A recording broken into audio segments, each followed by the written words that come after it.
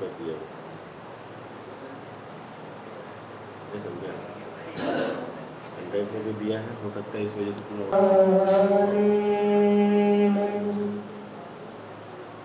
बहुत देर लगी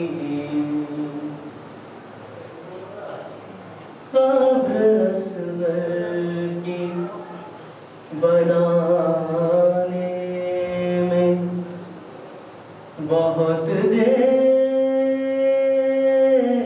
लगी शय को एक चाँद छुपाने में, बहुत देर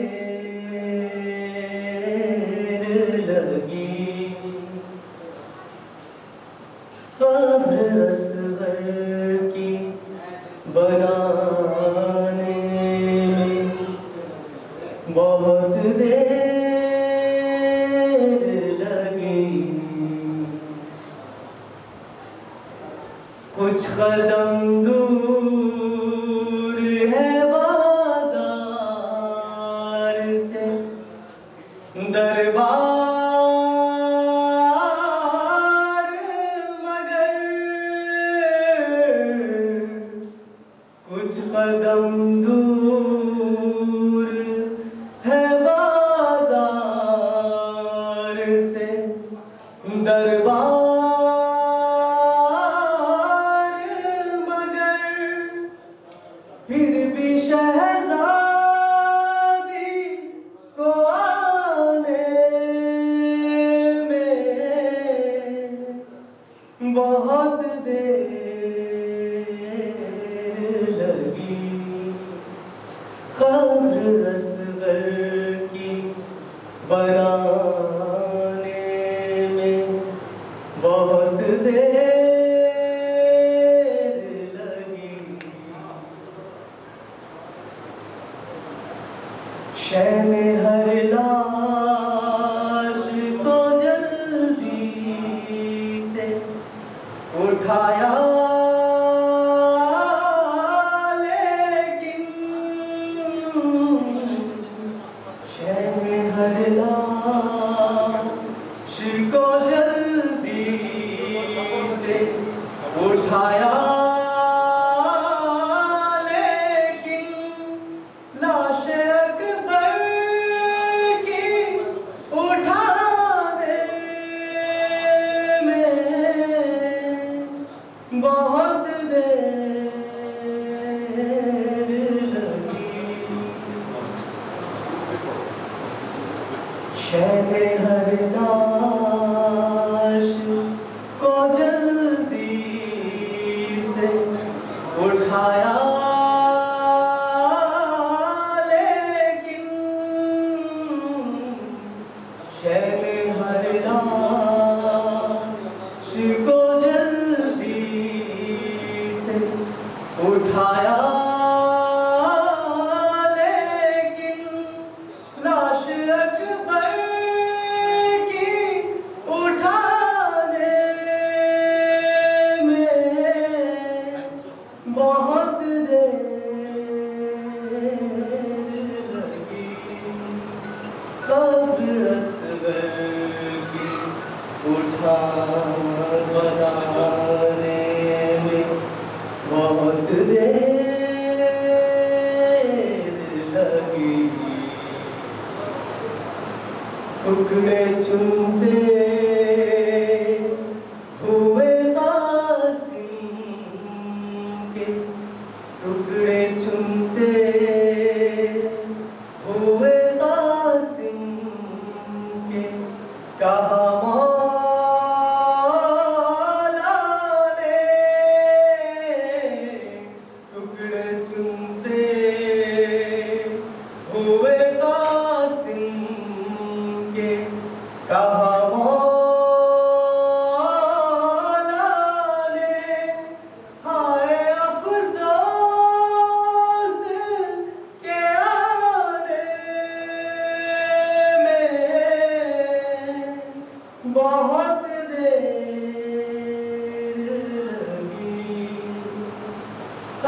قبر اصغر کی بنانے بہت دیر لگی اس قدر پیاس سے سوکھا تھا گلوئے سرور اس قدر پیاس سے سوکھا تھا گلوئے شمر کو تیغ چلانے میں بہت دیر لگی قبر اصغر کی بنانے بہت دیر لگی کربلا جا کے تکلم میں یہی پوچھا تھا کربلا جا کے تکلم میں یہی پوچھا مجھ کو سرکار بلانے میں بہت دیر لگی قبر اصغر کی بنانے میں بہت دیر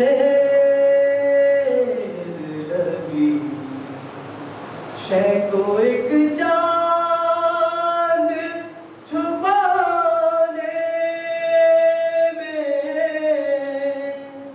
بہت دیر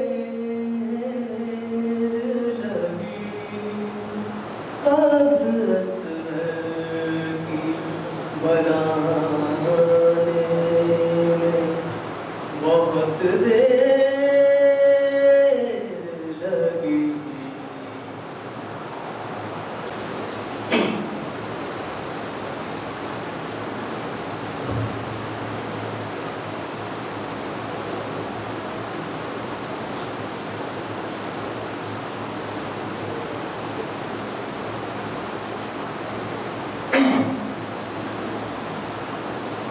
لا حول ولا قوة إلا بالله العلي العظيم أعوذ بالله من الشيطان اللعين الرجيم بسم الله الرحمن الرحيم الحمد لله رب العالمين والعاقبة للمتقين والجنة للمطيعين والنار للمجرمين والصلاة والسلام على مولانا وحده الثقلين في القاسم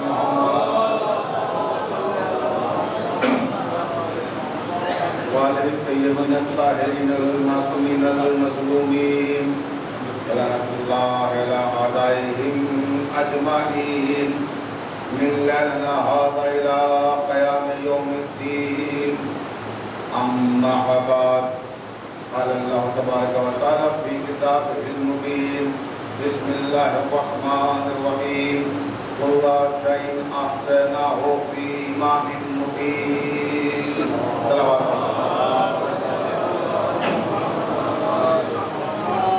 یہ کائنات اور اس کائنات کا ذرہ ذرہ محمد وآل محمد علیہ السلام کا مخلوق ہے. اب اگر آپ کے لوہے زمین پر بھی آل محمد علیہ السلام کے احسانات میں سے کسی معمولی سے احسان کا کوئی معمولی سا نقش بھی مرتسم ہے تو اتنی بلند صلوات پڑھیں جتنے آپ کے ذہن میں آل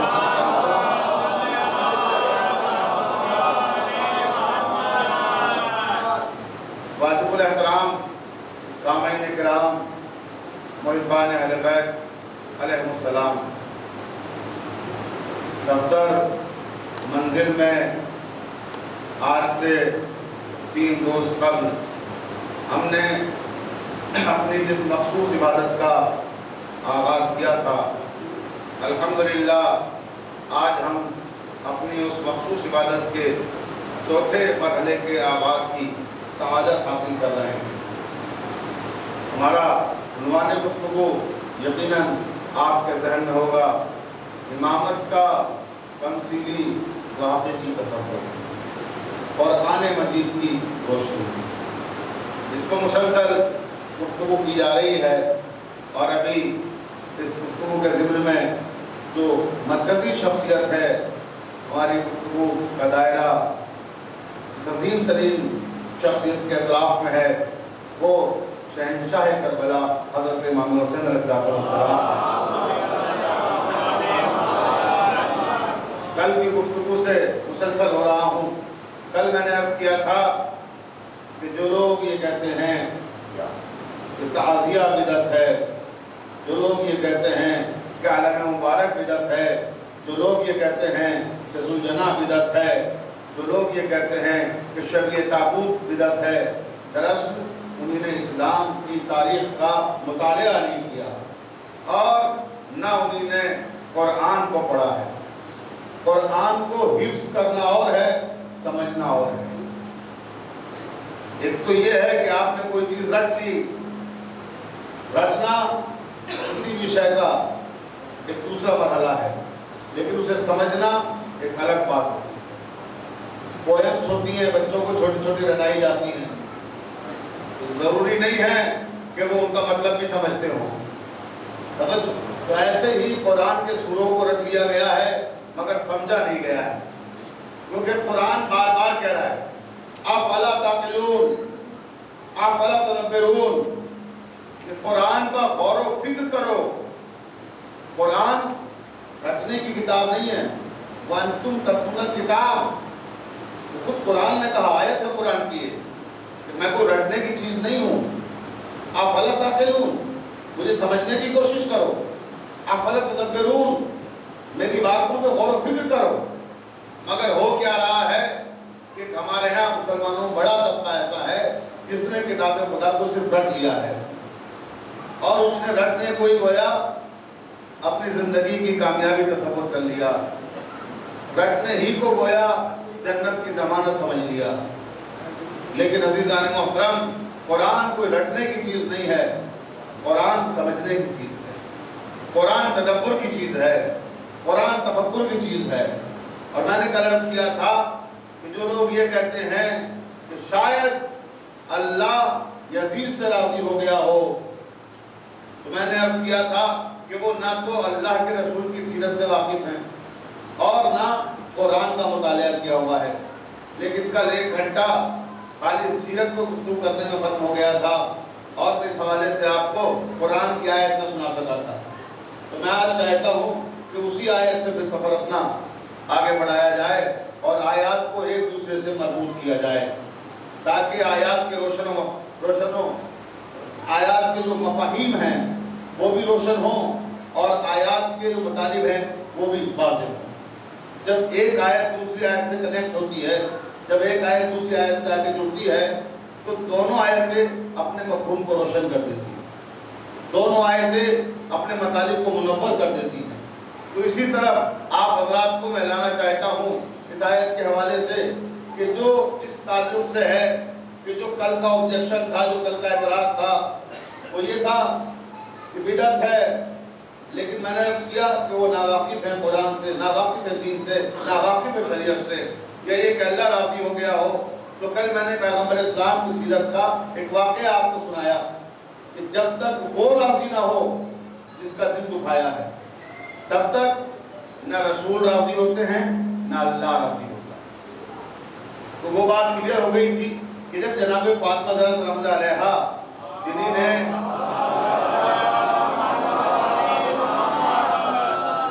امام حسین کو چکیاں پیس پیس کر پالا تھا، جب انہی نے معاف نہیں کیا تو پھر اللہ کیسے معاف کر دے گا؟ سب سے پہلے دل تو فاطمہ زہرا کا دکھا ہے۔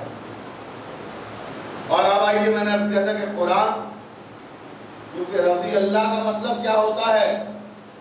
رضی اللہ کا مطلب یہ ایک دعائیہ کلمہ ہے کہ اللہ راضی ہو جائے.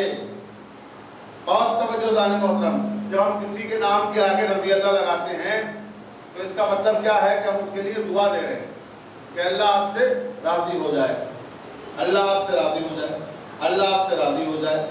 لیکن سوال یہ کس سے راضی ہو جائے؟ دعا کسے دی جا رہی ہے؟ دعا بھی تو حقدار کو دیکھ کے دی جاتی ہے کہ کس کو کون سی دعا دی جائے، کون کس دعا کا مستحق ہے. جو صاحبان معرفت ہوتے ہیں، جو صاحبان عرفان ہوتے ہیں، وہ دعائیں بھی ضائع نہیں کرتے. انہیں معلوم ہے کہ کس کو کون سی دعا دینا ہے. تو عزیزان محترم، آپ دعا دے رہے ہیں یہ رضی اللہ، وہ رضی اللہ، وہ رضی اللہ. توجہ چاہتا ہوں، ہمیں کوئی اعتراض نہیں ہے کہ ہم اپنے تمام مسلمان بھائیوں کا احترام کرتے ہیں اور تمام مسالک کا احترام کرتے ہیں اور ہمیشہ وہ گفتگو کرتے ہیں کہ جس میں کسی مسلک کے بھی مسلمان کو اعتراض نہ ہو. لیکن اتنا تو ہمارا فرض ہے کہ اگر آپ کسی چیز کا مفہوم غلط سمجھ رہے ہیں تو اس سے حقیقت کیا ہے اور سچائی کیا ہے آپ کو آشنا کر دیں.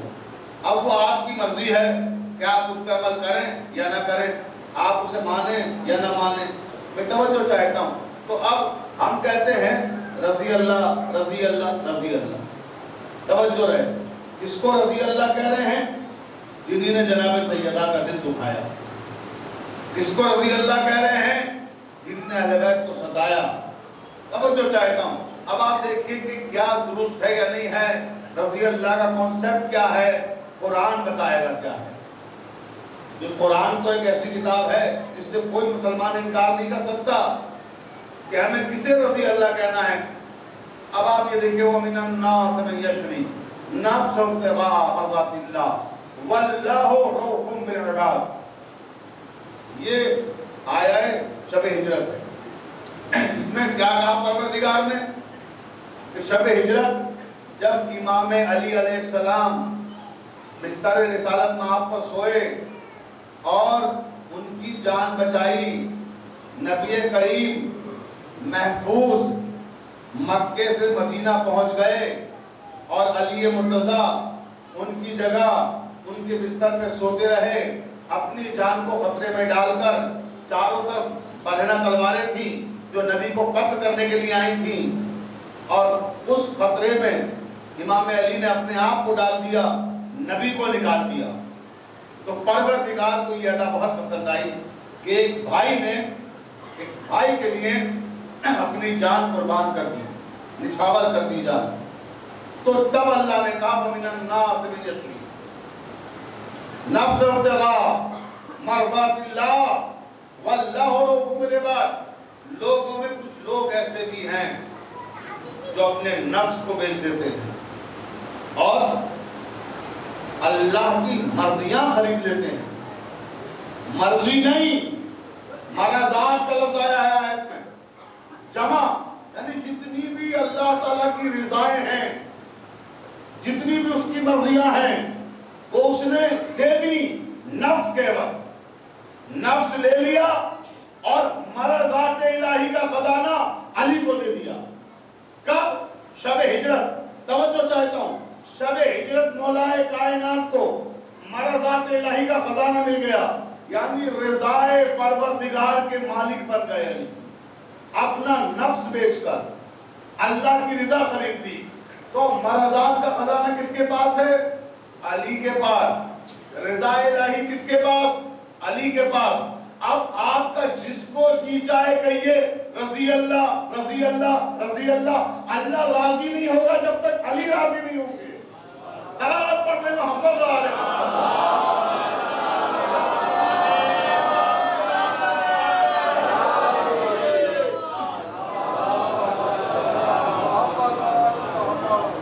توجہ چاہتا ہوں. تھوڑا سا میں ان بچوں سے گزارش کروں بیٹا آگے آ جائیے صاحب، بیچ کا گیپ ختم کر دیجیے، قریب آ جائیے. صلوات پڑھ دیں، غلط طریقے صلوات پڑھ.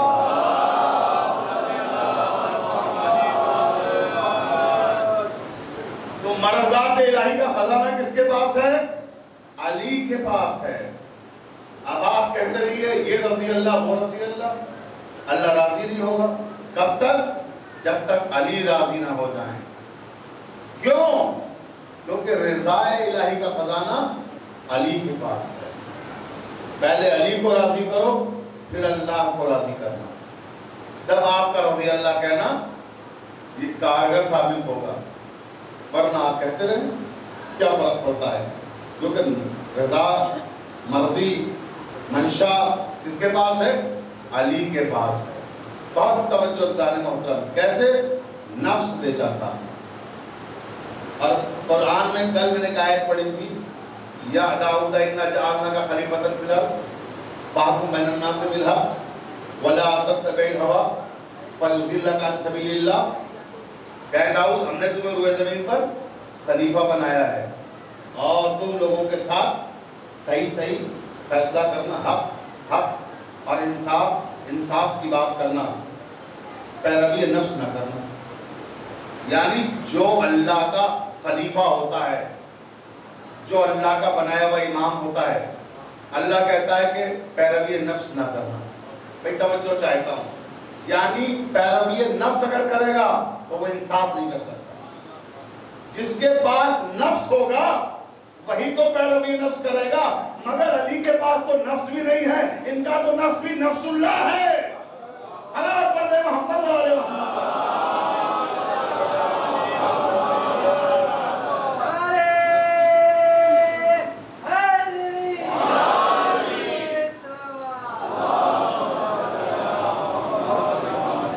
تو یہاں تو نفس بھی اپنا نہیں ہے. مباہلے میں جاتے ہیں تو نفس رسول بن جاتے ہیں. شب ہجرت آتے ہیں تو نفس اللہ بن جاتے ہیں. کیا عظمت ہے اس خاندان کی، اتنا عظیم الشان ہے یہ خانوادہ. اس کی عظمت بیان کرتے رہیں، زندگیاں ختم ہو جائیں مگر عظمتیں ختم نہ ہوں. اور توجہ چاہتا ہوں، میں نے کل عرض کیا تھا آپ کی خدمت میں کہ یہ جو ہم تعزیے کے سامنے دعائیں مانگتے ہیں، یہی تو کل گفتگو تمام ہوئی تھی. مربوط کر رہا ہوں آپ کو کل کی گفتگو سے کہ تعزیے کے سامنے جو دعائیں مانگتے ہیں، دراصل یہ ہم شبیہ ہے قبر امام حسین کے سامنے دعائیں مانگتے ہیں. جو ذریعہ امام بارگاہوں میں رکھی ہوئی ہے، یہاں جتنی بھی امام بارگاہ ہیں، پوری دنیا میں جہاں جہاں بھی امام بارگاہ ہیں، ہر جگہ جو ہم نے ذریعہ رکھی ہوئی ہے، یہ کیا ہے؟ شبیہ ہے امام حسین کے روزے کی، جو کربلا معلیٰ میں ہے. اور تعزیہ کیا ہے؟ اسی کی شبیہ تعزیہ ہے جو 10 محرم کو ہمارے جلوسوں میں شامل ہوتا ہے. توجہ چاہے گا. اور ہم جب تعزیوں کے سامنے دعائیں مانگتے ہیں تو لوگ کیا کہتے ہیں کہ کیا کاغذ ہے اس کے اندر، اور اس کے اندر کچھ کھپنچے لگی ہوئی ہیں اور وہ بنا ہوا ہے اور اس کے سامنے لوگ دعائیں مانگ رہے ہیں. یہ بدعت ہے، شرک ہے. توجہ چاہتا ہوں. تو یہاں مسئلہ اسلام میں یہ نہیں ہے کہ آپ کیا کر رہے ہیں. اسلام یہ دیکھتا ہے کہ کس شے کو نسبت کس سے ہے. توجہ ہے.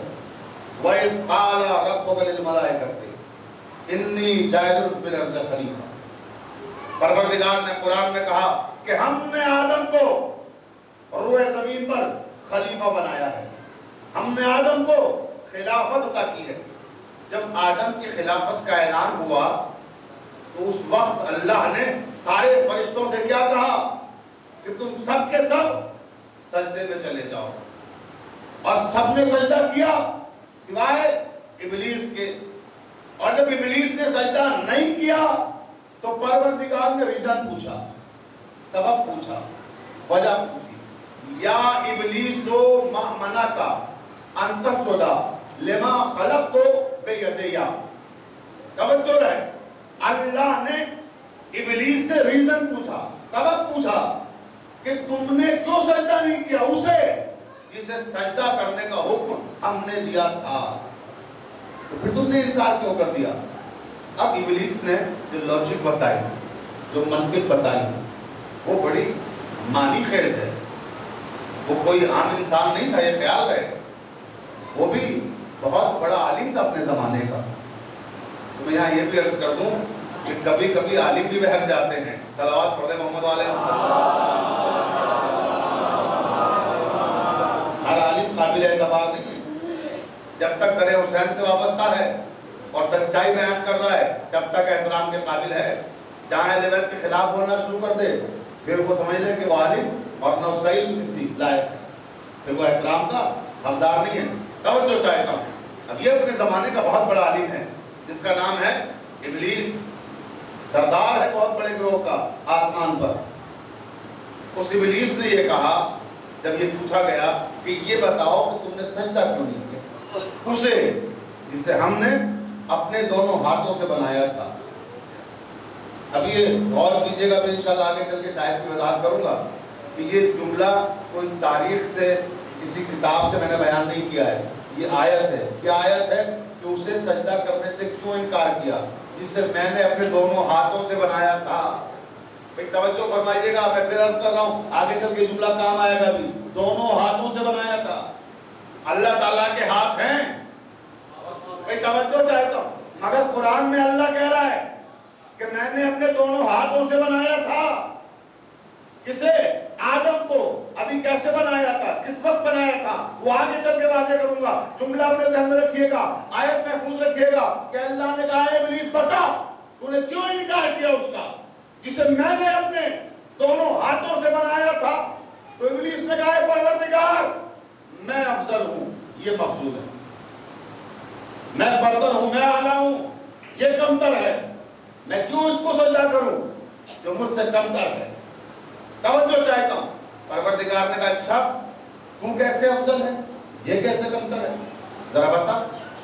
کہنے لگا اے میرے پروردگار، اے میرے رب، تو نے میری خلقت نار سے کی ہے، آگ سے کی ہے، اور اس کی خلقت خاک سے کی ہے، مٹی سے بنایا ہے۔ مٹی کی خاصیت یہ ہے کہ اگر مٹی کو اٹھاؤ کتنی بھی اونچائی پہ لے جاؤ، جب اس کو مٹھی سے چھوڑے گیا تو وہ نیچے کی طرف آئے گی، اوپر نہیں جائے گی۔ توجہ ہے، جیسے مٹی کو ہاتھ سے چھوڑا نیچے آئے گی، نشیب میں آئے گی۔ اور آگ کی خاصیت کیا ہے؟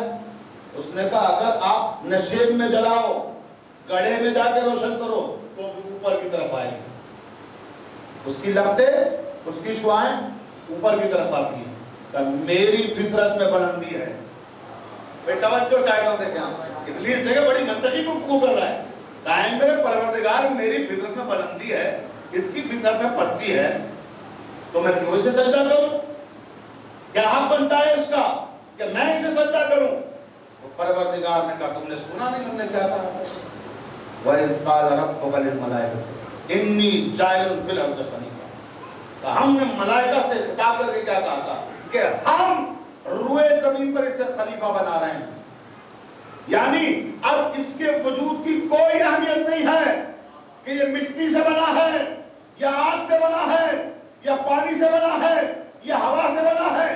اب اہمیت اس بات کی ہے کہ اسے نسبت ہماری طرف ہو گئی ہے۔ توجہ چاہتا ہوں، یعنی یہ ہمارا نمائندہ ہے، یہ ہمارا خلیفہ ہے، تو جب اسے نسبت ہماری طرف ہو گئی تو تمہیں اس کا احترام نہیں کرنا، نسبت کا احترام کرنا ہے۔ ارے یہ نہ دیکھو تعزیہ کاغذ کا بنا ہے، لکڑی کا بنا ہے، یہ دیکھو نسبت کس کی طرف ہے۔ محمد والے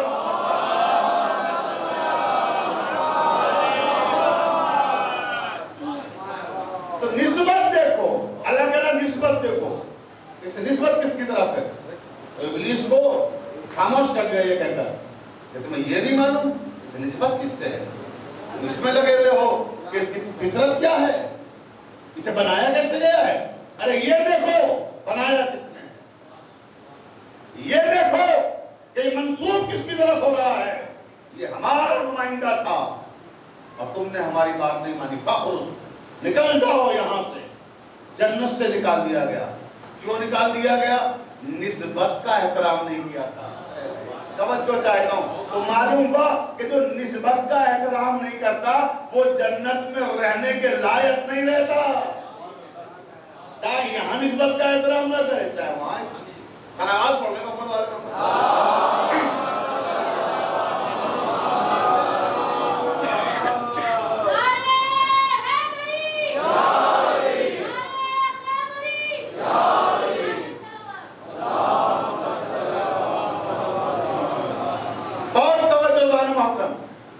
نسبت کا احترام نہ کرنے میں نکال دیا گیا۔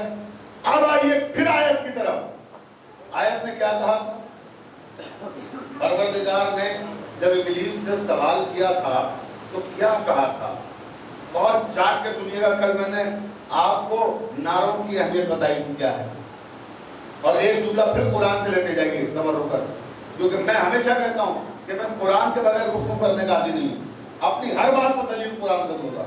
توجہ ہے، اب آپ پھر سنیں نعرے کے حوالے سے ایک جملہ، بات آ گئی ہے ہمارے موضوع کے تعلق سے، اس لیے آیت پیش کر رہا ہوں۔ یا ابلیس و ما منعک ان تسجد لما خلقت بیدیا، اللہ نے کیا کہا اس آیت میں کہ ابلیس تو نے اسے سجدہ کرنے سے انکار کر دیا جسے میں نے اپنے دونوں ہاتھوں سے بنایا تھا۔ مسلمانوں کے 73 فرقے، ہر فرقے کا ایک ہی عقیدہ ہے کہ اللہ تعالیٰ جسم و جسمانیات سے منزہ و مبرہ ہے۔ کوئی مسلمان یہ نہیں مانتا کہ اللہ کے ہاتھ ہیں، اللہ کے پیر ہیں، اللہ کے جسم ہے، اللہ کے آنکھیں ہیں، اللہ کے چہرہ ہے۔ ہر مسلمان کہتا ہے کہ اللہ تعالیٰ جسم و جسمانیات سے منزہ و مبرہ ہے۔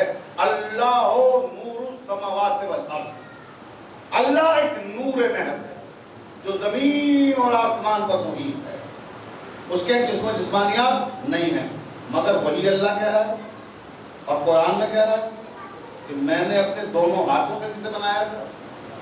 بے توجہ چاہتا ہوں، میں نے اپنے دونوں ہاتھوں سے جسے بنایا تھا اس کا انکار کیسے کیا؟ تیری جرأت کیسے ہوئی؟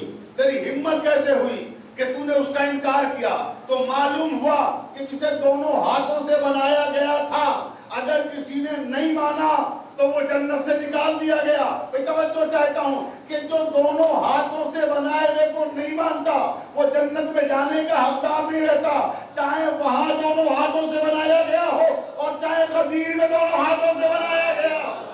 من کنتو مولا ہو فہذا علی مولا، صلوات پڑھنے محمد علیہ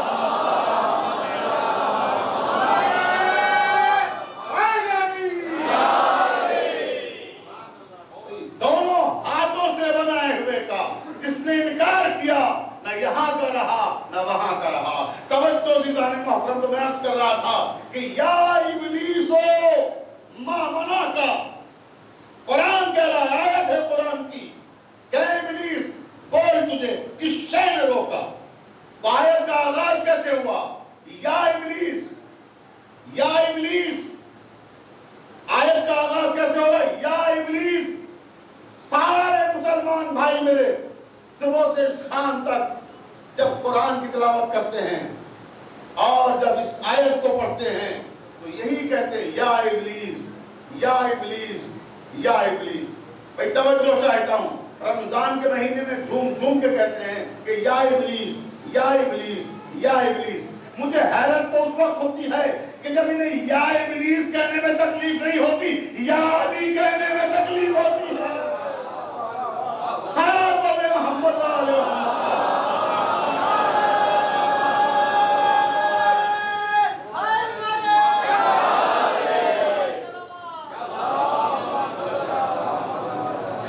بھائی قرآن ہے نا، یا علی کہنے میں تکلیف ہوتی ہے اور یا ابلیس کہنے میں کوئی مسئلہ نہیں، ہزاروں بار کہے جا رہے بیٹھے اور نہ کوئی اعتراض کرنے والا، نہ کوئی ملا، نہ کوئی مولوی، نہ کوئی مفتی کہ جو ممبر سے کہے کہ یا ابلیس کیوں کہہ رہے؟ یا علی کہنے میں بس ہے سارا مسئلہ۔ ہم نے کہا تو مورد الزام ہو گئے، خیبر میں نبی نے کہا یا علی مدد، تو ہم تو وہاں سے لے کے آ رہے ہیں کہ جو نبی کہہ رہے ہیں وہ ہم کہہ رہے ہیں، جو قرآن کہہ رہا ہے وہ ہم کہہ رہے ہیں، اور یہی آپ کو بھی دعوت دے رہے ہیں۔ اب آئیے عزیزان محترم، نسبت کی بات چل رہی تھی کہ نسبت کی وجہ سے احترام ہے۔ آدم کو جب جنت سے نکالا گیا تو بات آدم کی چل رہی تھی نا، ہم نے عرض کیا تھا کہ آدم کی شبیہ قبر کے سامنے اگر کوئی مسلمان، کوئی انسان اپنے گناہوں کی معافی مانگ لے تو اللہ کہہ رہا ہے کہ میں غفار ہوں، میں رحمان ہوں، میں کریم ہوں، میں ساری خطائیں بخش دوں گا۔ توجہ ہے، تو وہ آدم کی شبیہ قبر کی بات تھی، میں نے کل ریفرنس دیا، آیتیں پڑھی، اور آج ہم فخر آدم کی شبیہ قبر کی طرف آ رہے ہیں۔ توجہ رہے. تو آدم کو جب جنت سے نکالا گیا تو کیا ہوا؟ اب مرزا شفیق اپنی لکھی ہوئی کتاب سے نہیں پڑھے گا، فخر الدین رازی نے کیا لکھا ہے وہ سنیے. توجہ چاہتا ہوں میرے تمام مسلمان بھائی سنیں جہاں جہاں تک میری آواز جا رہی ہے. علامہ فخر الدین رازی کی تفسیر کبیر بہت ہی مارکت العارہ تفسیر ہے، بڑی مشہور تفسیر ہے. اس کی 12ویں جلد میں انہی نے آدم کا جنت سے نکلنا اور دنیا میں وارد ہونا تحریر کیا ہے. اب آپ یہاں سے ان کے جملے سنیے. وہ کہتے ہیں کہ پروردگار نے آدم کو اس لیے جنت سے نکالا کیونکہ وہ شجر ممنوعہ کے قریب چلے گئے.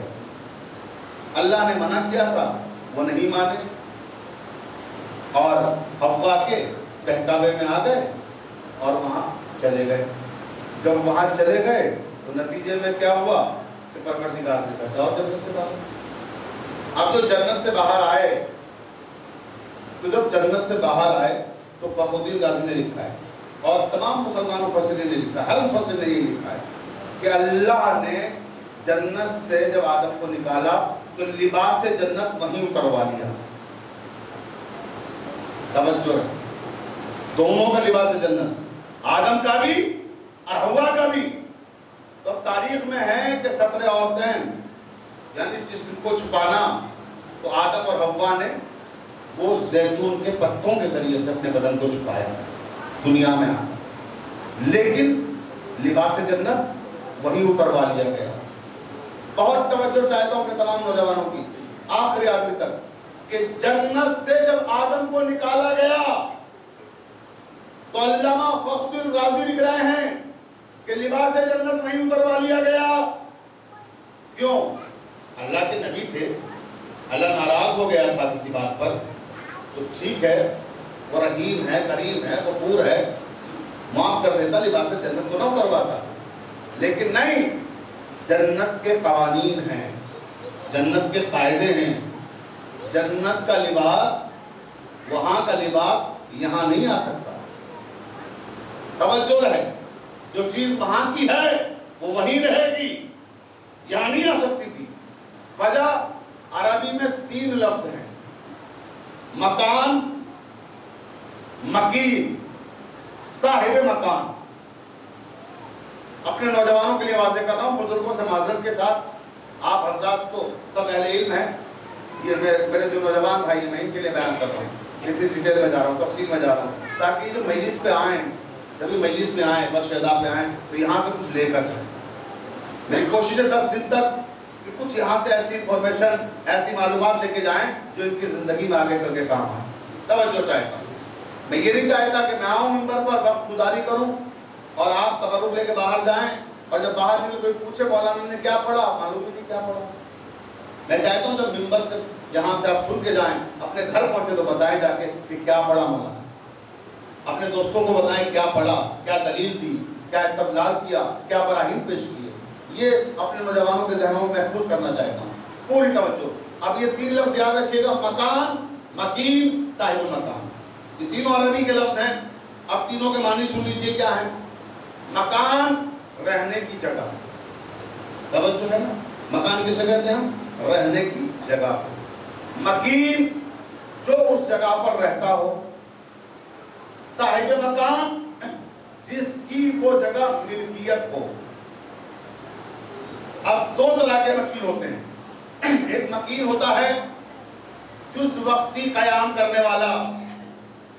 جیسے میں خود اپنی مثال پیش کرتا ہوں کہ میں لکھنؤ سے مرشد آباد میں اسے خطاب کرنے آیا اور صفدر منزل میں ہمارے میزبان محمد حسین مرزا صاحب نے میرے ٹھہرنے کا، میرے قیام کا انتظام کیا. اب میں جس روم میں رہ رہا ہوں، میں جس کمرے میں رہ رہا ہوں، وہاں پر دنیا بھر کی آسائشیں ہیں، دنیا بھر کی سہولتیں ہیں، لیکن وہ آسائشیں، وہ سہولتیں میری دائمی نہیں ہیں، وقتی ہیں. توجہ ہے نا. پھر میں جب تک یہاں ہوں تب تک میں ان کا استعمال کر سکتا ہوں، لیکن کیا ایسا ممکن ہے کہ جب میں یہاں سے لکھنؤ جانے لگوں تو اس روم سے اے سی کو کھلواؤں اور کہوں کہ یہ تو میں یہاں اتنے دن رہا ہوں، اب میرا ہو گیا، میں یہ اے سی اٹھا کر لے جا رہا ہوں، یہ صوفہ بڑا خوبصورت ہے مرزا صاحب، یہ صوفہ میں لے کے جا رہا ہوں، یہ بیڈ بہت حسین ہے، بڑا قدیمی ہے، بڑا تاریخی ہے، بڑے خوبصورت نقش و نگار ہیں، یہ میں لے کر جا رہا ہوں، میرا ہو گیا۔ تو آپ انصاف سے بتائیے کہ یہ صحیح ہے؟ ہر انسان کے غلط، کیونکہ میرا نہیں ہے، میں وقتی قیام کر رہا ہوں یہاں، دائمی نہیں ہے، یا اس کو آپ یوں بھی کہہ سکتے ہیں عارضی قیام کرنے والا کوئی، جیسے کرایہ دار، کوئی یہاں آ کے کرائے پہ رہنے لگے، جب وہ یہاں سے جائے تو کیا یہ ممکن ہے کہ کرایہ دار یہاں سے اے سی کھول کے لے جائے، کرایہ دار یہاں سے جھاڑ خاموش لے جائے؟ نہیں لے جا سکتا۔ کیوں؟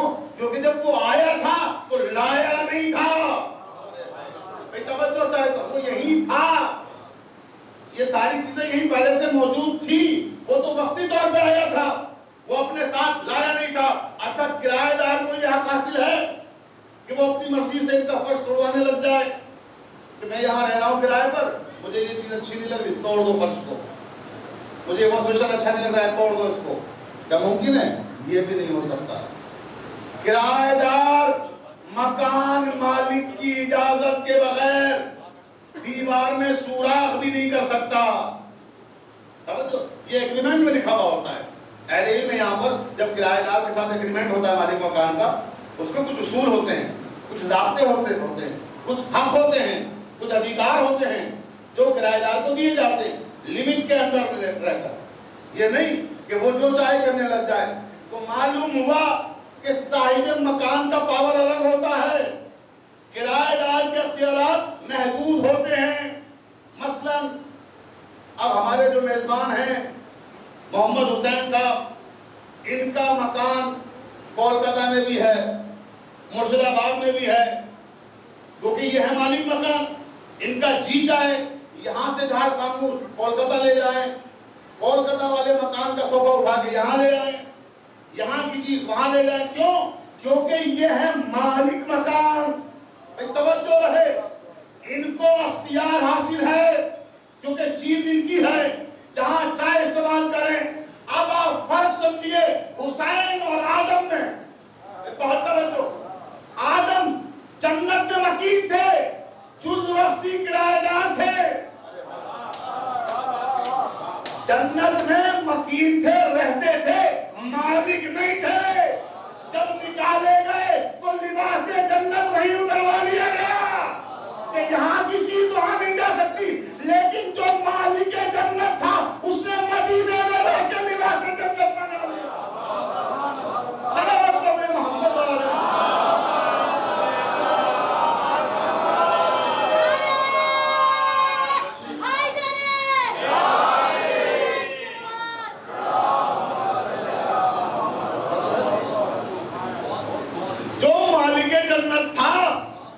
عید پہ ہم تو وہاں کے لباس میں نہیں ہیں، اور وہاں کے لباس آئے، بتا دیا اس نے کہ مکین جنت نہیں، مالک جنت۔ اور جو مکین جنت تھا اسے جب جنت سے نکالا گیا، پڑھو قرآن، کسی عالم کی تفسیر پڑھ لو، ہر عالم نے لکھا کہ لباس جنت اتروا لیا گیا۔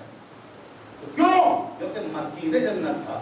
تو اگر مکین جنت کے قبر کے سامنے، شبیہ قبر کے سامنے ہے تو دعا مانگے قبول ہو جائے، اور اگر ہم مالک جنت کی شبیہ قبر کے سامنے دعائیں مانگے تو ہماری دعائیں نہ قبول ہوں گی کیا؟ اور توجہ جانے محترم، اب آئیے آدم کو جنت سے نکالا گیا، یہی تو لکھا نا فخر رازی نے، جنت سے جب نکالا تو موجودہ زمانے کی جو لوکیشن ہے اس کے اعتبار سے آدم کو کہاں اور حوا کو کہاں؟ ایک کو جدہ میں سعودی عرب میں، اور ایک کو سری لنکا میں۔ آپ فاصلہ سمجھ سکتے ہیں اتنا، ایک یہاں ایک اس کونے پر۔ آدم جدہ میں، حوا سری لنکا میں، اتنے فاصلے پہ اتارا۔ کیوں اتارا؟ کیونکہ شجر ممنوعہ کے قریب چلے گئے۔ سزا دی اللہ نے، اس بات کی سزا دی کہ میری اطاعت نہیں کی، یعنی اگر نبی بھی اطاعت نہ کرے تو اس کے لیے بھی رعایت نہیں ہے. تو عام انسانوں کے لیے کہاں سے رعایت ہو؟ مگر اسے ہم خطا نہیں کہہ سکتے. شریعت کی زبان میں اسے کہا جاتا ہے ترک اولا. انبیاء سے خطا نہیں ہوتی. اس کو ہم کیا کہتے ہیں؟ ترک اولا کہتے ہیں. ترک اولا کی سزا اتنی بڑی تھی کہ ایک کو وہاں ایک کو یہاں. اب دونوں رو رہے ہیں ایک کے خلاف میں، دوسرا رو رہا ہے. ہوا ہائے آدم کر رہی ہیں اور آدم ہائے ہوا. فاصلے میں روتے، ہزاروں سال تک روتے رہے. بہت توجہ ہے. کون لکھ رہا ہے یہ؟ فخر الدین رازی. کہ ہزاروں سال تک آدم وہاں روتے رہے جدہ میں، ہوا یہاں روتی رہی. اور جب رو رو کے تھک گئے تو اللہ نے کہا سید الملائکہ سے، جبرائیل امین سے، کہ جبرائیل آدم نے بہت گریہ کر لیا، حوا بہت رو لی، اب ہمیں ان کے گریے پر، ان کے رونے پر رحم آ رہا ہے، مگر ہم انہیں معاف کیسے کریں؟ کیونکہ انہیں تو دعا کا سلیقہ بھی نہیں ہے. میں توجہ چاہتا ہوں. دیکھیں میں نے عرض کیا ہے کہ ایک ایک لفظ کا ذمہ دار اس منبر سے جو بولوں گا، کہ انہیں دعا کا سلیقہ نہیں آتا. یہ کون کہہ رہا ہے؟ اللہ کہہ رہا ہے. اور کسے؟ آدم کو نہیں آتا. اور لکھ کون رہا ہے؟ فخر الدین رازی. کل کو آپ مجھ سے سوال نہ کریں کہ آپ نے کہاں سے پڑھا. فخر الدین کی قبر میں جا کے ہلائیے گا انہیں کہ آپ نے کہاں سے لکھا. توجہ چاہتا ہوں. فخر الدین رازی لکھ رہے ہیں کہ انہیں دعا کا سلیقہ نہیں آتا ہے. اللہ سید الملائکہ سے کہہ رہا ہے کہ جبرائیل چاہو تم آدم کو تہذیب دعا سکھاؤ. بہت توجہ. آدم کو تہذیب دعا سکھاؤ. یہ ذہن میں رکھیے گا. ساری گفتگو کا ماحصل میری تعزیہ ہے، وہیں آ رہا ہوں کہ ہم جو آ کے امام کے روزے کی شبی کے سامنے دعائیں مانگتے ہیں، اس کی حقیقت کیا ہے. پوری توجہ. اللہ نے کہا جبرائیل جاؤ آدم کو تہذیب دعا سکھاؤ. انہیں دعا کی تہذیب نہیں آتی ہے، اور جیسے ہی تم انہیں دعا کی تہذیب سکھاؤ گے تو ہم فوراً ان کی دعا قبول کر لیں گے. آدم اور حوا کا وصل ہو جائے گا. ہم ان کا ترک اولا معاف کر دیں گے. جبرائیل نے کہا ہے میرے پروردگار جو حکم تیرا، میں جاتا ہوں آدم کو تہذیب دعا سکھاتا ہوں. بس یہاں پر ٹھہر کر ایک جملہ آپ کی شاداب سماعتوں کی نظر کرنا چاہتا ہوں.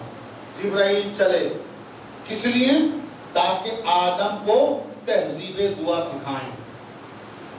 اب آخری آدمی تک اس جملے کو اپنی سماعتوں میں محفوظ کر لیجئے گا کہ جبرائیل اسے کہتے ہیں جو آدم کو تہذیب دعا سکھائے، اور علی اسے کہتے ہیں جو جبرائیل کو تہذیب بندگی سکھائے. صلوات پڑھنا محمد علیہ.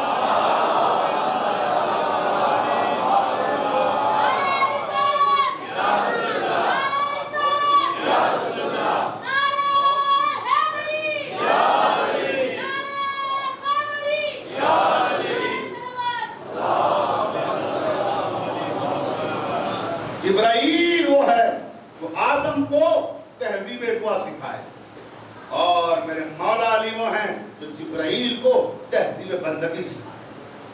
جبرائیل کے بھی استاد ہیں. توجہ چاہتا ہوں. اب جبرائیل آئے آدم کے پاس، اور اب آدم سے آگے جبرائیل نے کیا کہا سنیں. میں نے کل کہا تھا کہ قرآن کہہ رہا ہے کہ اگر آدم کی شبیہ قبر کے سامنے بھی ابلیس جیسا گنہگار دعا مانگے تو اللہ اسے قبول کرتا ہے. اور ہم فخر آدم بلکہ وجہ تخلیق آدم کی شبیہ قبر کے سامنے دعا مانگتے ہیں. اور میں نے ایک جملہ صرف کیا تھا کل کہ آدم تو وہ ہیں کہ جن کی خود دعا حسین کے وسیلے کے بغیر نہیں قبول. اب وہ منزل آ گئی. توجہ رہے. آگے جبرائیل آدم اللہ نے مجھے بھیجا ہے تمہارے پاس. کہا سید الملائکہ کیا پیغام لائے ہو؟ کہ اللہ نے کہا ہے کہ آپ کو تہذیب دعا نہیں آتی. اگر تہذیب دعا سیکھ لو تو اللہ آپ کی دعا قبول کر لے گا. کہنے لگے جبرائیل فوراً سکھاؤ کون سی تہذیب ہے وہ دعا کی، کون سا طریقہ ہے وہ دعا کا، کون سے آداب ہیں وہ دعا کے. جن کے ذریعے سے میری دعا قبول ہوگی. ٹھیک ہے، اگر آپ سیکھنا چاہتے ہیں تو اب میں کلمات دہرا رہا ہوں. جو کلمات میں دہراتا جاؤں وہی کلمات آپ بھی دہراتے جائیے، اور میرے رب نے کہا ہے کہ وہ کلمات ختم نہ ہونے پائیں گے، تمہاری دعا قبول ہو جائے گی. سبحان اللہ. توجہ چاہتا ہوں کہ وہ کلمات دہراتے جاؤ اور دعا قبول ہو جائے گی. تو آدم نے کہا کہو کیا کہنا چاہتے ہو. اب پھر میں کہوں گا کہ مرزا شفیق نے نہیں لکھا، فخر الدین رازی لکھ رہے ہیں، تفسیر کبیر میں لکھ رہے ہیں، 12ویں جلد میں لکھ رہے ہیں کہ وہ کلمات کیا تھے. اب وہ کلمات یہ ہیں. جبرائیل نے کہا آدم سے کہو اللہم بحق محمد وعلی وفاطمہ والحسن والحسین فتو علیہ انکا انت التواب الرحیم. کہیں آدم کہو، کہیں میرے پروردگار تجھے محمد مصطفیٰ کا واسطہ، تجھے علی مرتضیٰ کا واسطہ، تجھے فاطمہ زہرا کا واسطہ، تجھے حسن مصطفیٰ کا واسطہ، تجھے حسین شہید کربلا کا واسطہ، ان کے صدقے میں میری توبہ کو قبول فرما، میری دعا کو قبول فرما. اب فخر الدین رازی لکھتے ہیں کہ یہ کلمات تمام ہوئے اور ادھر آدم کی دعا قبول ہو گئی. آدم نے آنکھیں بند کر کے جو کھولی تو سامنے حوا کھڑی تھی. حوا آدم کے سامنے، آدم حوا کے سامنے. اب یہ ٹھہر کر ایک جملہ کہنا چاہتا ہوں کہ آدم کون ہے؟ آدم ہے ابو البشر، ساری کائنات کے انسانوں کے باپ. ارے جب تمہارے باپ کی دعا حسین کے بغیر قبول نہیں ہوئی تو تمہاری دعائیں کیا قبول ہوں؟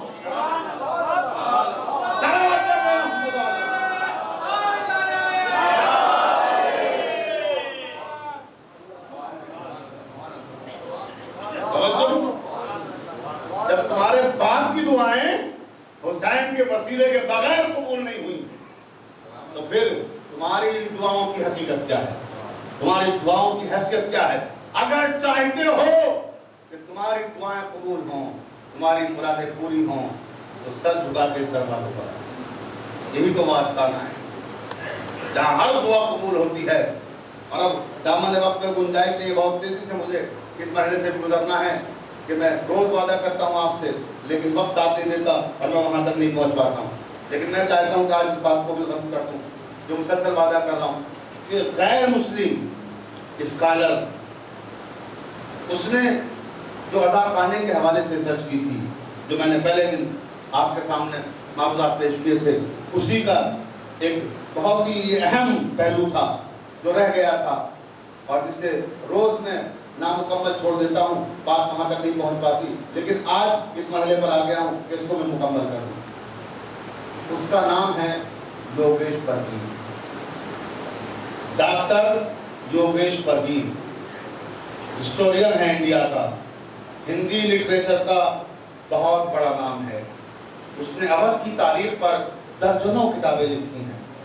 وہ اتھارٹی ہے انڈین ہسٹری کے لیے. اور ابھی زیادہ دن نہیں ہوئے، پچھلے دنوں کورونا وائرس کے زمانے میں اس کا انتقال ہوا. اور ہندوستان کے بڑے اخبارات ہندی زبان کے وہ سب اس کے کالم چھاپتے ہیں اور اس کی زندگی میں بھی چھاپتے ہیں. اب وہ جب نہیں ہے، مرنے کے بعد بھی اس کی کتابوں سے چھاپ رہے ہیں کیونکہ اس کی ریسرچ بڑی اتھینٹک اور بہت معتبر ہوتی ہے. اب اس کی ریسرچ عزا خانے کے بارے میں کیا ہے وہ سن لیجیے، بس وہ تمام توجہ ہے. وہ کہتا ہے ڈاکٹر یوگیش پرگی کہ میں جستجو میں تھا کہ دنیا میں کوئی ایسا مقام مجھے ملے، ایسی جگہ ملے جو امن کا گہوارہ ہو، جو قومی ایکتا کا پلیٹ فارم ہو، جو اتحاد کا مرکز ہو.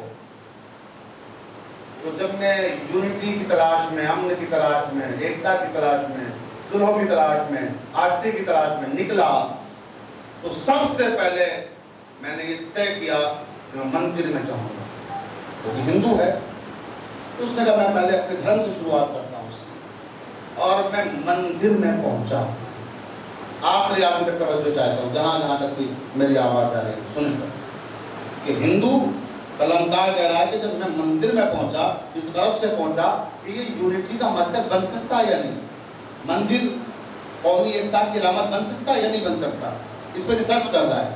اور جب وہاں پہنچا تو کہنے لگا کہ میں نے وہاں دیکھا کہ ہندو مذہب کے ماننے والے وہاں ایشور کی پوجا کر رہے ہیں، مگر ہندوؤں میں بھی بہت سارے مسائل ہیں، چھوت اچھوت. بہت سی قومیں ایسی ہندوؤں میں جو بہت سے مندروں میں نہیں آ سکتی. بہت سے مندر ایسے ہیں کہ جہاں صرف ایک خاص اعلیٰ طبقے کا ہندو جا سکتا ہے، اور وہ خود ہمارے ہندوستان میں ہے. اس نے لکھا ہے اپنی کتاب میں کہ وہ کون کون سے مندر ہیں، کیونکہ اتنی ڈیٹیل میں جانے کا میرے پاس موقع نہیں ہے. میں صرف نتیجہ دینا چاہتا ہوں آپ کو، اور جسے ڈیٹیل میں جاننا ہو، ڈیٹیل میں پڑھنا ہو، وہ ڈاکٹر یوگیشور ان کی کتاب پڑھ سکتا ہے. تو اس کے بعد وہ لکھتے ہیں کہ جب میں مندر میں پہنچا تو مجھے خالی وہاں ہندو نظر آئے، مسلمان نظر نہیں آئے. ایشور کے سامنے سر جھکا کے ہاتھ جوڑ کر مسلمان وہاں کھڑا ہو، وہاں صرف ہندو تھے. یعنی جو نظر بھی آئے، ایک تو آپسی جو مسائل ہیں وہ اپنی جگہ پر جو ہیں، وہ بھی صرف ایک ہی مذہب کے، ایک ہی دھرم کے ماننے والے، صرف ہندو. کوئی مسلمان وہاں ایشور کی پوجا کرتا ہوا نظر نہیں آیا. تو ڈاکٹر یوگیشور بھی کہتے ہیں میں اس نتیجے پر پہنچا کہ اس کا مطلب یہ یونٹی کی جگہ نہیں ہے. ایک توجہ چاہتا ہوں، یہ مرزا شفیق کی ریسرچ نہیں ہے، ایک ہندو رائٹر کی ریسرچ ہے. وہ کہہ رہا ہے کہ مندر یونٹی کی جگہ نہیں ہے، ایکتا کی جگہ نہیں ہے. سارے دھرم، سارے مذہب کے ماننے والے جس جگہ آئیں وہ مرکز مندر نہیں ہے، وہ استان مندر نہیں ہے، وہ جگہ مندر نہیں ہے. اس کے بعد کہتا ہے کہ پھر میں گردوارے کی طرف گیا، کیونکہ وہاں سے تھوڑا سا دور جہاں غوث گنج میں ان کا مکان ہے، اس سے تھوڑے سے فاصلے پر یحییٰ گنج ہے، وہاں ایک گردوارہ ہے بہت بڑا.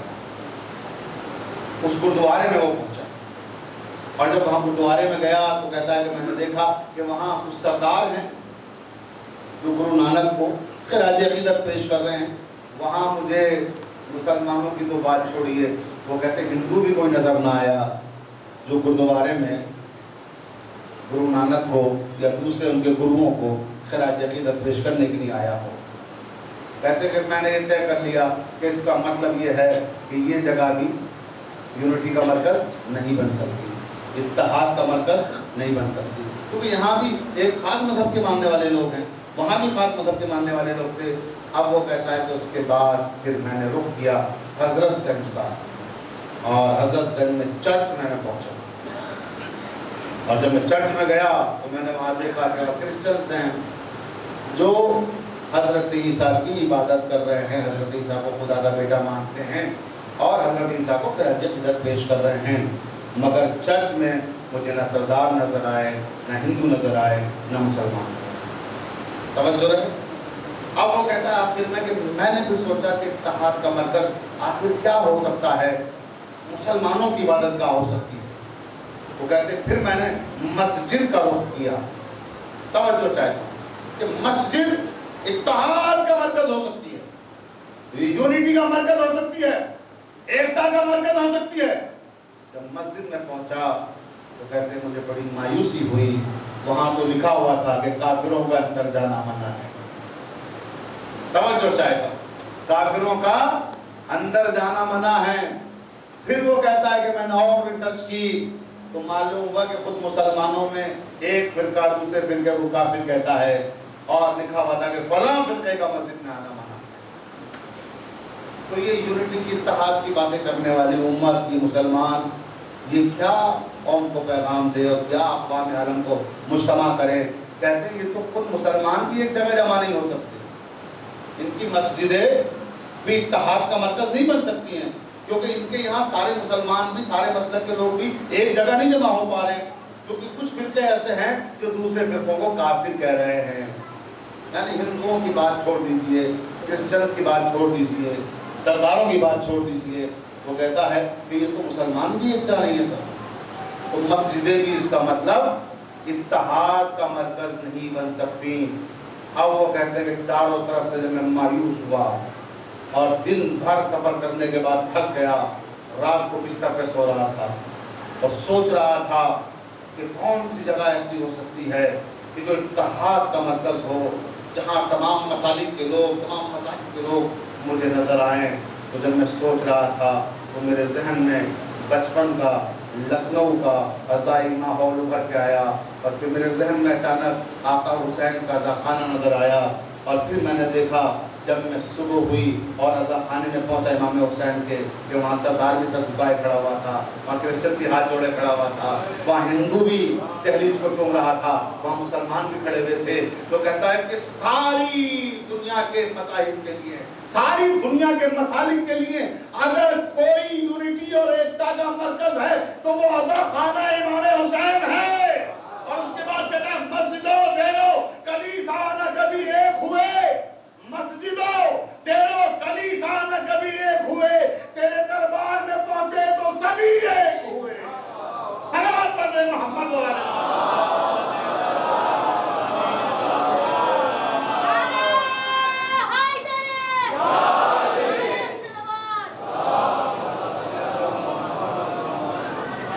تو یہ ہے وہ اذا خانہ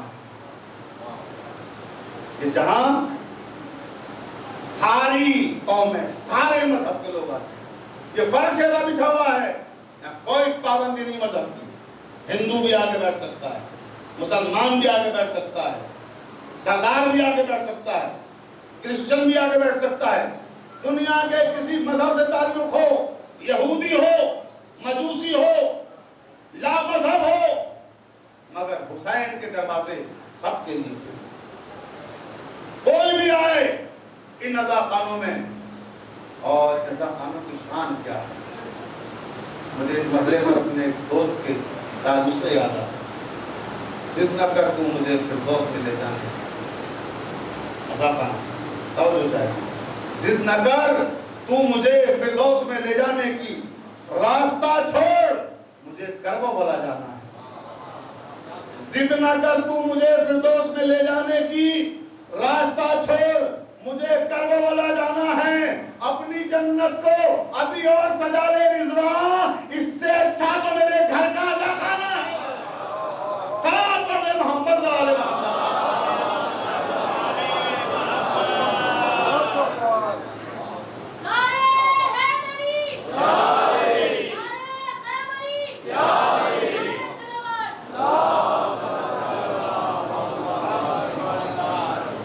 عزیزان محترم، میرا وقت تمام ہو گیا اور میں نے آپ حضرات کی زحمتوں کو تمام کیا۔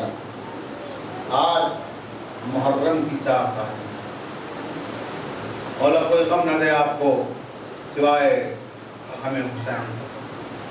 مولا کے عزاداروں، یہ جو دن ہیں یہ وہ ایام ہیں کہ جو امام حسین کے اصحاب سے منسوب ہیں، جیسا کہ میں نے کل بھی عرض کیا تھا۔ اور کل سے جو تاریخیں شروع ہوں گی، یعنی 5ویں محرم سے، پھر وہ تاریخیں ہوں گی جب ہم اہل بیت کا تذکرہ کریں گے، آل رسول کا ذکر کریں گے، اولاد امام حسین کا ذکر ہوگا۔ لیکن آج تک کی تاریخیں اصحاب سے منسوب ہیں۔ مجھے آج ایک ایسا صحابی یاد آ رہا ہے امام کا، جسے امام حسین نے خود خط لکھ کے بلایا تھا۔ عزادارو، اگر آپ سمجھ گئے تو اپنے آنسو نہ روک پائیے گا۔ اور وہ کون تھا؟ وہ حبیب ابن مظاہر۔ روایت کے فکرے ہیں کہ جناب زینب سلام اللہ علیہ نے کہا، بھیا دشمن کی فوجیں اتنی بڑی تعداد میں کربلا پہنچ چکی ہیں، آپ بھی اپنے چاہنے والوں کو بلائیے۔ پھر امام حسین کہتے ہیں، زینب کس کو بلاؤں؟ نرقہ یادہ میں دشمنوں میں ہم گر چکے ہیں۔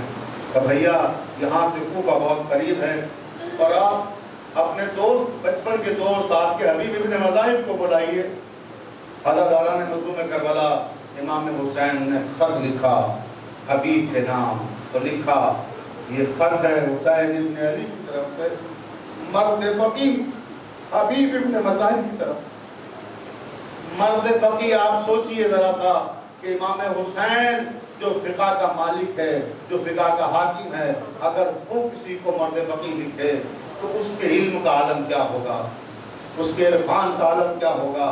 امام حسین نے خود حبیب کو مرد فقیہ لکھا، اور جب یہ خط پہنچا ہے عزاداران مظلوم کربلا کوفہ میں حبیب کے گھر، تو روایت کی فکر یہ ہے کہ حبیب اپنی اہلیہ کے ساتھ بیٹھے ہوئے کھانا تناول کر رہے تھے کہ کسی نے دروازے پہ دستک دی. جیسے دروازے پہ دستک ہوئی حبیب آئے کہ کون ہو؟ کہ میں حسین ابن علی کا قاصد ہوں. کہ کیا لائے ہو؟ کہ میں حسین ابن علی کا ایک خط ہے جو آپ کے نام لایا ہوں. حبیب نے وہ خط لیا اور خط پڑھا. اس میں لکھا ہوا تھا کہ حبیب آنے میں دیر نہ کرنا، ہم دشمنوں کے نلغے میں گرے ہیں. اور اے حبیب خالی ہم دشمنوں کے نلغے میں نہیں ہیں، علی کی بیٹیاں بھی ہمارے ساتھ ہیں. اجرکم اللہ، مولا کوئی غم نہ دے آپ کو سوائے غم حسین کے. روایت کے فکرے ہیں کہ حبیب نے جیسے ہی جملہ پڑھا تڑپ گئے حبیب، لیکن خط کو چھپایا. بیوی کے سامنے آئے، بیوی سے گفتگو شروع ہوئی. بیوی نے کہا کون تھا حبیب؟ کون آیا تھا؟ کہا امام حسین کا قاصد تھا. کہا کیا پیغام لایا تھا؟ کہ کربلا کے میدان میں حسین دشمنوں کے درجے میں. تو کیا لکھا ہے امام نے خط میں؟ کہ امام نے مجھے مدد کے لیے بلایا ہے. حبیب تم نے کیا سوچا ہے؟ حبیب کہتے ہیں کہ میں سوچ رہا ہوں کہ جاؤں یا نہ جاؤں. حبیب بیوی کا امتحان لے رہے ہیں. اپنی اہلیہ سے کہتے ہیں کہ سوچ رہا ہوں کہ جاؤں یا نہ جاؤں. کربلا میں جانے کا مطلب موت کو گلے لگانا ہے کیونکہ دشمن کافی تعداد میں وہاں موجود ہے. حبیب کی بیوی کہتی ہیں کہ اے حبیب مجھے افسوس ہے تجھ پر، میں نے کبھی سوچا نہ تھا کہ تجھے فرزند رسول مدد کے لیے بلائے اور تو یہ کہے کہ میں سوچ رہا ہوں جاؤں یا نہ جاؤں. حبیب یہ لو میری چادر اوڑھ لو اور تم گھر میں بیٹھو، میں جاؤں گی اپنے آقا کی مدد کے لیے. اجرکم اللہ. عزادارو دیکھیں کیا جذبہ ہے عورتوں میں، کیا جذبہ ہے خواتین میں حسین ابن علی کی مدد کرنے کے لیے. اب راوی کہتا ہے کہ جیسے یہ فکر ادا کیے حبیب کھڑے ہو گئے اور زوجہ کے کاندھے پہ ہاتھ رکھا. کہا کہ اے معذبہ گھبرانا مت، پریشان نہ ہونا، میں جا رہا ہوں آقا کی مدد کے لیے. میں تمہارا امتحان لے رہا تھا، میں تمہاری رائے جاننا چاہتا تھا. غلام کو حکم دیا جاؤ سرحد کوفہ سے باہر لے کر میرے گھوڑے کو آراستہ کرو اور میں وہاں آ رہا ہوں. اب راوی کہتا ہے کہ حبیب کو یہاں راز و نیاز کی باتیں کرنے میں کچھ وقت لگ گیا اور سرحد کوفہ کے باہر وہاں گھوڑے کو لیے ہوئے غلام انتظار کرتا رہا. جب کافی دیر ہو گئی اور حبیب نہ آئے تو گھوڑے سے غلام کہہ رہا تھا کہ اے سوار، اے گھوڑے، اے میرے مالک کی سواری کے گھوڑے، تو پریشان نہ ہونا، تو یہ نہ سوچنا کہ میں نے تجھے آراستہ کیا ہے تو تجھے واپس لے جاؤں گا. اگر میرا مالک نہیں آئے گا تو میں حسین ابن علی کی نصرت کے لیے جاؤں گا. اب تمہیں کربلا لے کر جانا ہے. حبیب اسی وقت پہنچے جب یہ مکالمہ غلام گھوڑے کے ساتھ کر رہا تھا. حبیب نے کربلا کا رخ کیا، کہا آپ کی مظلومیت پر غلاموں کو بھی رحم آ رہا ہے، مولا میں آ رہا ہوں آپ کی طرف. یہ کہا گھوڑے پہ سوار ہوئے کربلا کی طرف پہنچے. اب روایت کے فکرے ہیں تعزیز و مجلس تمام ہو گئی. جسے گریہ کرنا ہے وہ گریہ کر کے آقا حسین کو ان کے اصحاب کا پرسہ دے. راوی کہتا ہے کہ کربلا کی سرزمین پر غبار اڑنے لگا. جناب زینب نے کہا بھیا یہ غبار اڑ رہا ہے، ایسا محسوس ہو رہا ہے جیسے کوئی آ رہا ہے. امام نے فرمایا ہاں زینب میرے بچپنے کا دوست حبیب آ رہا ہے، عباس آؤ، حبیب کا استقبال کرنا ہے، میرا حبیب آ رہا ہے. روایت کی فکرے ہیں کہ امام آگے بڑھے، حبیب ابن مظاہر آئے، گھوڑے سے اترے، امام نے گلے لگایا، حبیب گلے رکھ کے روئے اور اس کے بعد کہا آقا مجھے معاف کر دیجئے گا آنے میں تاخیر ہو گئی. کہ نہیں حبیب تم وقت پر آ گئے، مگر حبیب ہم بڑی مظلومیت کی زندگی گزار رہے ہیں، زہرا کی بیٹیاں ہمارے ساتھ ہیں. ابھی یہ گفتگو چلی رہی تھی کہ اچانک فضا آئی اور کہا حبیب ارے زہرا کی بیٹیاں آپ کو سلام کہہ رہی ہیں. ارباب اذا پر جیسے ہی جملہ سنا حبیب نے امامہ پھینک دیا. ارے یہ وقت آ گیا زہرا کی بیٹیاں اور ہم غلاموں کو سلام کہلا رہی ہیں. پروردگارا ہماری آمد کو قبول فرما. اللہم اغفر للمؤمنین والمؤمنات والمسلمین كالأنبياء والأنوار سألنا من الخيرات إنك مجيب الدعوات إنك على كل شيء قدير ما